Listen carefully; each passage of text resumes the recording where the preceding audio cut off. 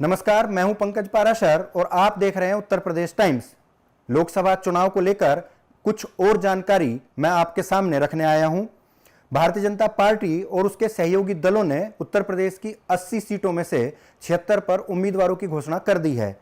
2 दिन पहले जारी हुई लिस्ट में 8 प्रत्याशियों का ऐलान किया गया है। इनमें 6 नए चेहरे हैं, 3 सांसदों के टिकट काट दिए गए हैं। बलिया से पूर्व प्रधानमंत्री चंद्रशेखर के बेटे नीरज शेखर को मैदान में उतारा है। आपको बता दें, नीरज शेखर राज्यसभा सांसद हैं। प्रयागराज से पूर्व विधानसभा अध्यक्ष केशरीनाथ त्रिपाठी के बेटे नीरज त्रिपाठी को भाजपा ने उम्मीदवार बनाया है। इन सीटों पर भाजपा ने किस तरह कास्ट और पॉलिटिकल समीकरण साधे हैं, यह देखने वाली बात है। मैं आपको सभी 8 सीटों पर एक एक करके जानकारी दूंगा। सबसे पहले प्रयागराज सीट। प्रयागराज लोकसभा सीट से नीरज त्रिपाठी को भाजपा ने उम्मीदवार बनाया है। नीरज त्रिपाठी केशरीनाथ त्रिपाठी के पुत्र हैं। प्रयागराज लोकसभा सीट पर ब्राह्मणों की आबादी करीब 14% और कायस्थ 8% है। अगर दोनों जातियों को मिला दें तो अगड़ों की एक अच्छी खासी तादाद हो जाती है। भाजपा ने यहां की सांसद रीता बहुगुणा का टिकट काटकर नीरज त्रिपाठी को दिया है। भाजपा ने जातीय समीकरण साधा है, मतलब ब्राह्मण के बदले ब्राह्मण को मैदान में उतारा है। इस सीट पर सपा के पूर्व सांसद कुंवर रेवती रमन सिंह के बेटे उज्जवल रमन सिंह कांग्रेस सपा गठबंधन से चुनाव लड़ने का फैसला कर चुके थे। यह जानकारी मिलने के बाद भारतीय जनता पार्टी ने टिकट बदलना उचित समझा। इससे भाजपा की चुनौती काफी बढ़ गई थी। बताया जा रहा है कि आंतरिक सर्वे की रिपोर्ट मौजूदा सांसद के पक्ष में नहीं आई। ऊपर से पार्टी में मची गुटबाजी के कारण भाजपा के शीर्ष नेताओं को प्रत्याशी के चयन के लिए काफी मंथन करना पड़ा। अंत में पार्टी ने ब्राह्मण बिरादरी के नए चेहरे नीरज त्रिपाठी पर दांव लगाया है। अगर आप देखेंगे, पिछले चुनाव में रीता बहुगुणा जोशी को 4,94,454 वोट मिले थे। उनके सामने समाजवादी पार्टी के राजेंद्र सिंह पटेल चुनाव हारे थे। भाजपा ने यह सीट 1,84,275 मतों के भारी अंतर से जीती थी।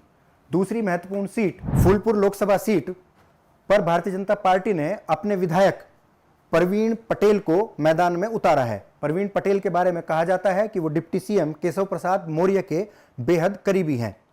आपको यह भी बताना चाहूंगा, देश के पहले प्रधानमंत्री जवाहरलाल नेहरू का निर्वाचन क्षेत्र फूलपुर लोकसभा सीट रहा है। यहां 12% कुर्मी पटेल वोटर हैं। भाजपा ने यहां 2019 में केसरी देवी पटेल को उतारा था। स्थानीय नेताओं और कार्यकर्ताओं के विरोध के चलते इस बार मजबूर होकर भाजपा को उनका टिकट काटना पड़ा है। केसरी देवी भाजपा से पहले बसपा में थी। वह साल 2004 और 2014 में फूलपुर और प्रयागराज लोकसभा सीट से चुनाव लड़ चुकी थी। जातीय समीकरण को अगर हम गौर करें तो भाजपा ने फूलपुर से पटेल बिरादरी के विधायक प्रवीण पटेल को उम्मीदवार बनाया है। प्रवीण की फैमिली लंबे समय से राजनीति में है। बताया जा रहा है कि इसी वजह से भारतीय जनता पार्टी ने उन्हें टिकट दिया है। तीसरी सीट बलिया लोकसभा क्षेत्र है। यह बेहद महत्वपूर्ण लोकसभा क्षेत्र है। पूर्व प्रधानमंत्री चंद्रशेखर यहां से सांसद रहे हैं और भारतीय जनता पार्टी ने इस बार पूर्व प्रधानमंत्री चंद्रशेखर के पुत्र नीरज शेखर को अपना उम्मीदवार घोषित किया है। नीरज शेखर फिलहाल राज्यसभा में है। पिछले चुनाव में भारतीय जनता पार्टी ने वीरेंद्र सिंह मस्त को मैदान में उतारा था। वह भारतीय जनता पार्टी किसान मोर्चा के राष्ट्रीय अध्यक्ष थे। पिछले दिनों उन्हें भाजपा ने पहले राष्ट्रीय अध्यक्ष के पद से रुखसत किया और अब उनका टिकट काट दिया गया है। ऐसा करके भाजपा ने एक तीर से कई निशाने साधे हैं। जानकारों का कहना है कि नीरज शेखर के उम्मीदवार बनने से पार्टी में भीतरी कलह समाप्त हो गई है। साथ ही पिछले करीब 2 हफ्ते से पूरे उत्तर प्रदेश में क्षत्रिय समाज भारतीय जनता पार्टी पर उपेक्षाएं बरतने का आरोप लगा रहा था। ऐसे में नीरज शेखर क्षत्रिय समाज से बड़ा चेहरा है। आपको बता दें कि 2022 के विधानसभा चुनाव में बैरिया से विधायक सुरेंद्र सिंह ने सांसद वीरेंद्र सिंह मस्त के खिलाफ मोर्चा खोल दिया था।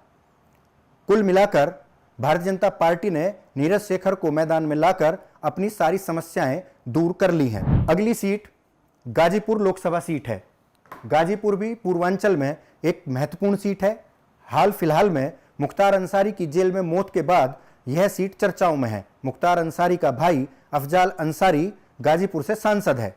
जम्मू कश्मीर के उपराज्यपाल मनोज सिन्हा के बेटे को गाजीपुर लोकसभा सीट से चुनाव लड़ाने की चर्चाएं राजनीतिक गलियारों में चल रही थीं। इन चर्चाओं पर विराम लगाते हुए भाजपा ने गाजीपुर लोकसभा सीट से पारसनाथ राय को मैदान में उतार दिया है। हालांकि कहा जाता है पारसनाथ राय मनोज सिन्हा के बेहद करीबी हैं। वह संघ परिवार से आते हैं और मनोज सिन्हा के चुनाव प्रबंधन की जिम्मेदारी निभाते रहे हैं। पारसनाथ राय गाजीपुर जिले में कई कॉलेजों का संचालन करते हैं। गाजीपुर लोकसभा सीट से भाजपा भूमियार चेहरा उतारने पर मंथन कर रही थी। जानकारों का कहना है कि मुख्तार अंसारी के निधन के बाद गाजीपुर का समीकरण बदला है। यहां के जातीय समीकरण को देखते हुए भाजपा ने पारसनाथ राय को टिकट दिया है। अब पश्चिमी उत्तर प्रदेश की मैनपुरी सीट, भारतीय जनता पार्टी ने मैनपुरी से योगी आदित्यनाथ कैबिनेट में मंत्री जयवीर सिंह को अपना उम्मीदवार बनाया है। यह सीट फिलहाल भारतीय जनता पार्टी के पास है, लेकिन पिछले मुख्य चुनाव में समाजवादी पार्टी के मुखिया मुलायम सिंह यादव ने यहां से भारतीय जनता पार्टी के प्रेम सिंह शाक्य को पराजित किया था। इस बार समाजवादी पार्टी ने डिंपल यादव को अपना उम्मीदवार बनाया है। अब डिंपल यादव के सामने भारतीय जनता पार्टी ने जयवीर सिंह को फील्ड कर दिया है। जयवीर सिंह के प्रत्याशी बनने की चर्चा काफी दिनों से चल रही थी। 3 चुनावों के बाद भाजपा ने मैनपुरी सीट पर क्षत्रिय चेहरे को सामने उतारा है। जयवीर सिंह का मैनपुरी से पुराना नाता है। वह घिरोर विधानसभा क्षेत्र से साल 2002 और 2007 में बसपा विधायक रह चुके हैं। अगर पिछले विधानसभा चुनाव की बात करें तो भाजपा ने जयवीर सिंह को मैनपुरी विधानसभा सीट पर अपना उम्मीदवार बनाया था। जयवीर सिंह ने 2 बार के सपा विधायक राजकुमार यादव को पराजित किया था। जयवीर सिंह ने मैनपुरी में यह जीत समाजवादी पार्टी के मुखिया मुलायम सिंह यादव के कुनबे का वर्चस्व तोड़ते हुए हासिल की थी। मैनपुरी के वोटर भाजपा से प्रत्याशी घोषित होने का लंबे समय से इंतजार कर रहे थे। कुल मिलाकर भारतीय जनता पार्टी उत्तर प्रदेश की चुनावी बिसात पर बेहद संजीदगी के साथ अपने मोहरे बैठा रही है। प्रधानमंत्री नरेंद्र मोदी और मुख्यमंत्री योगी आदित्यनाथ लगातार दोहरा रहे हैं कि यूपी की सभी 80 लोकसभा सीट जीतना उनका लक्ष्य है। बाकी तो चुनाव परिणाम तय करेंगे। भारतीय जनता पार्टी ने भदोही लोकसभा सीट पर भी उम्मीदवार बदला है। पिछली बार भाजपा के रमेश चंद ने यहां से जीत हासिल की थी। इस बार पार्टी ने सांसद का टिकट काट दिया है।